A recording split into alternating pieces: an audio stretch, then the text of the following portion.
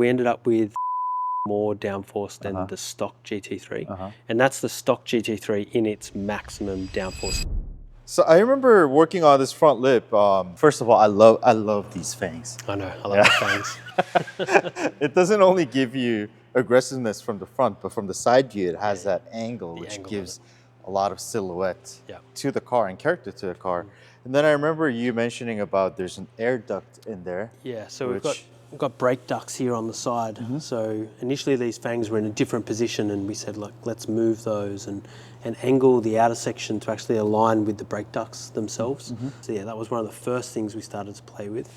And then from there it was really balancing the car with how far forward can we come. We spent a lot of time looking at this leading edge radius and how far underneath we actually take the carbon. So it's quite complex to get all of that to work in together. I mean, I remember in the beginning, it wasn't this far out. No. And we had to balance it several times because of the wing, right? Yeah, if we want to go to a big rear wing, we need to add some front downforce to balance the car. So. Exactly. And then you mentioned something about the section in the front lip. Yeah, so if we don't have a really nice radius on here, we can actually separate the flow very quickly underneath the front of the car. And then you don't actually get a lot of flow underneath and you lose a lot of that front performance. So it was important to get that curvature correct to maintain some kind of attachment and keep fast moving air going underneath the car, because that's what helps the diffuser work and it makes the whole underbody work. This has got vanes and everything underneath, so we need that flow there. I mean, which in the beginning I was so against it because I like the front lip that is so thin and it's like sharp.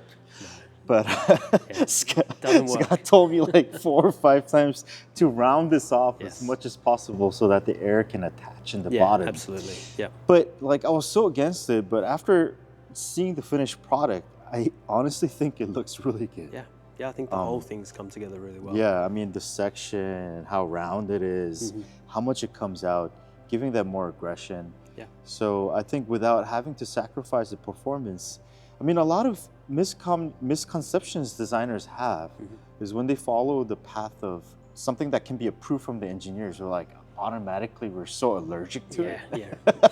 That's not going to work. Yeah. But this time, I think it kind of worked. Yeah.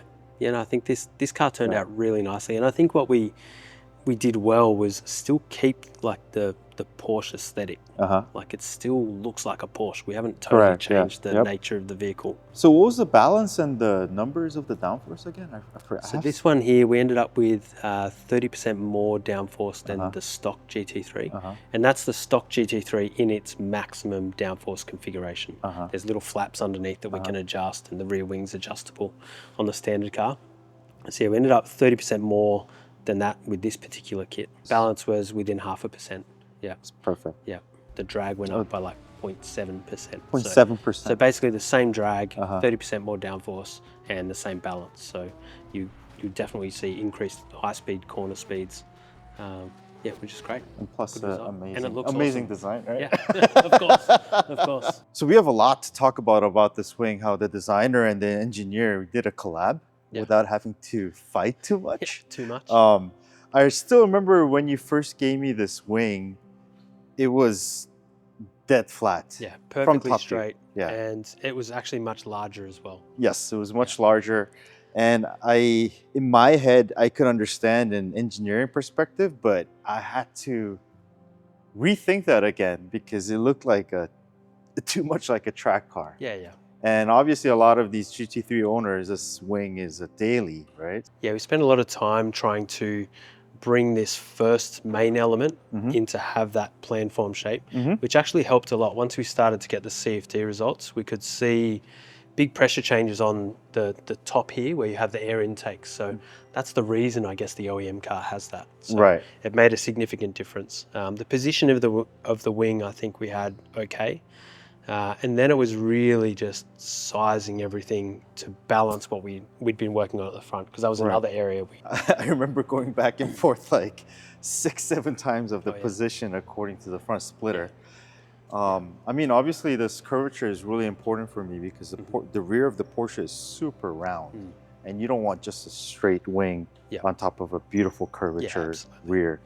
And I mean, I still remember the biggest challenge, I think it was also very engineering side, was to kind of hide the aluminum brackets Yeah. inside the carbon. Yeah, so we spend a lot of time, me, yourself, and Dongwan in Korea, actually working through that in the boardroom there. Just trying to understand how we would do those mounts and integrate that in nicely in something that's going to be very, very strong. So, yeah, we came up with that concept of running internally with those aluminium brackets, and that's worked out really well. It looks very, very clean on these cars. Exactly. Otherwise, we would have put like exposed aluminum brackets on top with rivets, and I hated to see that on a Porsche. And I think it turned out really great. I mean, I can barely tell that this is aluminum and this is carbon, so it turned out fantastic. Yeah, no, it's turned out really well. We put some subtle details in there as we did more development, like the center section of the rear wing just drops down a little bit just to shed a little bit of drag. We played with the end plates quite a bit, the size and shape of the end plates, and also the angle of the end plates to the flow. I remember that. So yeah, there was quite a lot of development went into this product. This is probably the car that we spent the most time on together, just back and forth, really trying to nail it in. Obviously, Porsche is one of those vehicles that they have such a good balance, and for me, it's critical that we maintain that balance as like the number one, and then maximize the downforce to improve those times. I remember it took like 6 months. Yeah, very long time. So design and engineering in one piece. That's what I really love about this wing. This whole car really is probably the one example where we really have a lot of function, but we really have that beautiful form. So it's turned out really well, and yeah, looking forward to seeing what happens with the 992.2. Same here. We're both working on that at the moment. Working on it, yes. It's good. The diffuser it took us a lot of time. I remember, because for me as a designer, I only cared about what you see here. And I just quickly realized that this carbon piece goes all the way to the rear axle. Yeah, all the way underneath the car. And for me, obviously, I don't really mind what happens here. This doesn't actually affect the performance that much.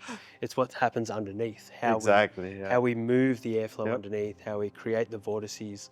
So we spend a lot of time, I spend a lot of time like moving the position of those strakes. We're talking about this same sort of thing now for the .2, where looking at where these vertical fins sit and how they look at the end, but where they actually start at the start and what that curvature looks like to increase the performance. Another good example where we had to go back and forth and make sure that things visually looked great, but still gave us the performance that we wanted. Correct. I still remember, I mean, Scott asked me to move this fin this way, that way, a little bit millimeters, and I was like, oh, it already looks good. Why are you trying to change all that? But I'm super happy about this diffuser because it comes out quite a bit, and we didn't sacrifice any aero. We actually improved it. And it still looks good. Yeah, so it looks great. So I think form and function can work out very well. When people purchase these products, like I've installed some of these, and as you're installing them, everyone's like, wow, that is big. Like it runs so deep. And they only see this, but once they see what's actually underneath, they're like, oh, okay. It's actually that's why you guys are talking this long. That's why you're saying, oh, this stuff really works and it's been designed to work properly. They can see it's not just a visual aid, it's actually functional underneath the car. Yeah, so I guess what are we working on now? We've just, like today, we've just started working together a little bit more on the 992.2. Yes. Starting to finalize some of the things there. So that's looking pretty good at the moment. Yes. Also, we have the AOX car that we released at CES. That has like the big canards, the AOX front bumper, the AOX rear wing that's got a lot more curvature to it. That obviously adds a lot more performance as well. So in raw numbers, this car added 30%. The AOX front end with adjustments to the rear wing added 60%. Wow. And going to the full AOX rear wing with the big canards that we did, that brings it to 130% more downforce than the stock GT3, so pretty big. And then I've also got a wilder version of that car in the works as well. So we're going to take it to the next level and get around to a few different racetracks around the world, try and set some decent lap times. So it's awesome. I mean, exciting things ahead. Really exciting for me as a designer.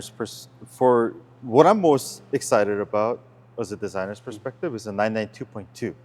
I think we learned a lot of lessons here. Absolutely. I mean, it was a very long process, like 8 to 10 months, I believe. And this one, the 992.2 just dropped really recently. And we are heavily working on it. but I think this one is gonna look even better. Yeah. More aggressive and more balanced. Yeah. And if this one is more focused on the downforce, this one is gonna be a little bit more focused on the aesthetics too. Yeah. Stay tuned for that. Yeah. Thanks for watching. We want to show you that at Adro, designers and engineers can be friends. So stay tuned for what's coming. We've got a lot more coming, so yeah, stay tuned and let us know if you have any questions. Thank you.